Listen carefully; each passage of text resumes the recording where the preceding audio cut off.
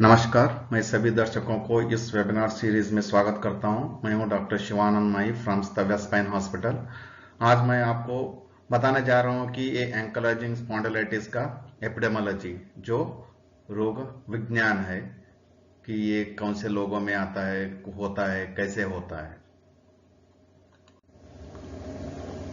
तो हम normally healthy spine जो अच्छा रीढ़ की हड्डी होता है उसमें हम देखते हैं कि ये एस शेप्ड कर्व रहता है और इसमें बीच में जो हड्डी होते हैं हड्डी के बीच में एक गादी होता है। इस एंकलाइजिंग स्पॉन्डिलाइटिस बीमारी को दूसरे दो नाम से भी जाना जाता है, बेट्चर डिसीज और मेरिस टेम्पल डिसीज। लेकिन इस बीमारी में क्या होता है कि यहाँ पे ये जो दो हड्डी के बीच में गादी है ये एकदम सूज जाता है और यहाँ पर भी हड्डी बन जाता है। तो हम जो है धीरे धीरे आगे झुकने लग जाते हैं और सीधा नहीं हो पाते हैं। तो यही मेन एक चीज है जो एंकलाइजिंग स्पॉन्डिलाइटिस में इफेक्ट होता है।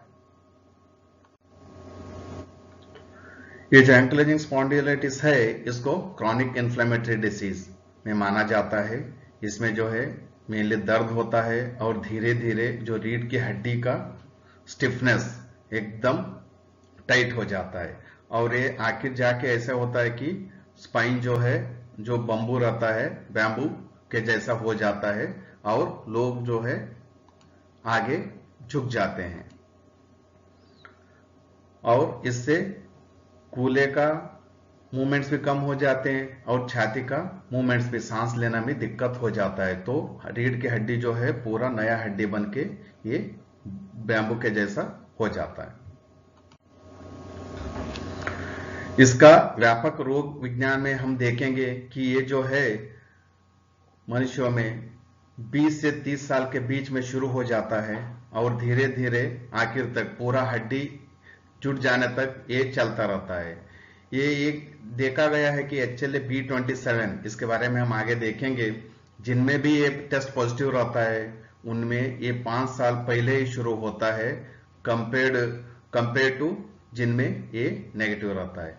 और ये माना जाता है कि ये मेल्स में ज्यादा होता है। मेल टू फीमेल रेशियो जो पुरुषों और महिला का रेशियो है ये 3 से 1 है, तो पुरुषों में ये 3 गुना ज्यादा होता है। हमारा भारत से एक स्टडी में यह बताया गया है कि उत्तर भारत में कि जो पुरुषों और महिला का रेशियो है 5 से 1 है, मतलब 5 महिला पुरुषों में होगा तो 1 महिला में ये हो सकता है।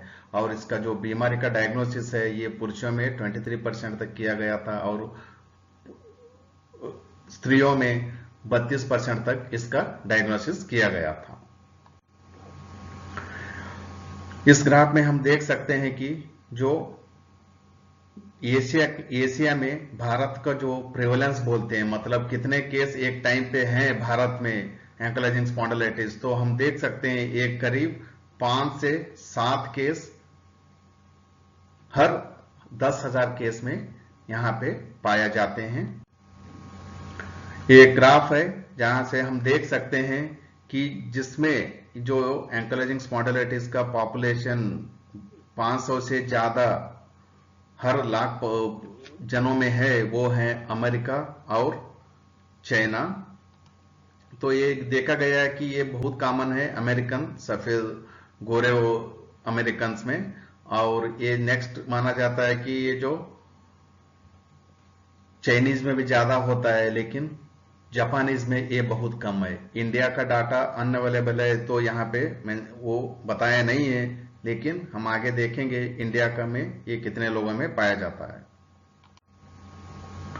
तो इसका एक मेन कारण है जैसे हमने बोला HLA-B27 human leucocyte antigen B27। ये एक एंटीजन होता है, वो मेजर हिस्टोकम्पैटिबिलिटी कॉम्प्लेक्स का एक पार्ट होता है। जो भी ऑर्गन ट्रांसप्लांट करते हैं तो मेनली इसी का HLA का एक टाइप को मैच करते हैं। ऐसे ही ये HLA-B27 एक टाइप है जिसका एंकलाइजिंग स्पॉन्डिलाइटिस से स्ट्रॉन्ग रिलेशनशिप है और ये बताया जाता है कि भारत में भी HLA-B27 का बहुत सब टाइप्स देखे जाते हैं और ये करीब माना जाता है कि भारत की जनता में 6% लोगों में ये HLA-B27 पाया जाता है और ये देखा गया है कि एंकाइलोजिंग स्पॉन्डिलाइटिस जिनमें होता है उन पेशेंट करीब 90 से ज्यादा लोगों में ये HLA-B27 पाया जाता है। तो ये भी जो जुड़वा बच्चे होते हैं उनमें भी ये देखा गया है कि अगर मोनोजाइगोटिक ट्विंस जिनको हम बोलते हैं जेनेटिकली आइडेंटिकल हैं, इनमें देखा गया है कि 63% में दोनों में हो सकता है। लेकिन जो डाइजाइगोटिक ट्विंस होते हैं जिनमें एक जेनेटिकली आधा सेम रहते हैं आधा अलग रहते हैं, उनमें 24% ही होता है। तो इसका मतलब यह है कि ये जो HLA-B27 ये एक जीन से नहीं होता है, ये पॉलीजेनिक बैकग्राउंड होता है जिससे ये ट्विंस में ये डिफरेंस मिलता है।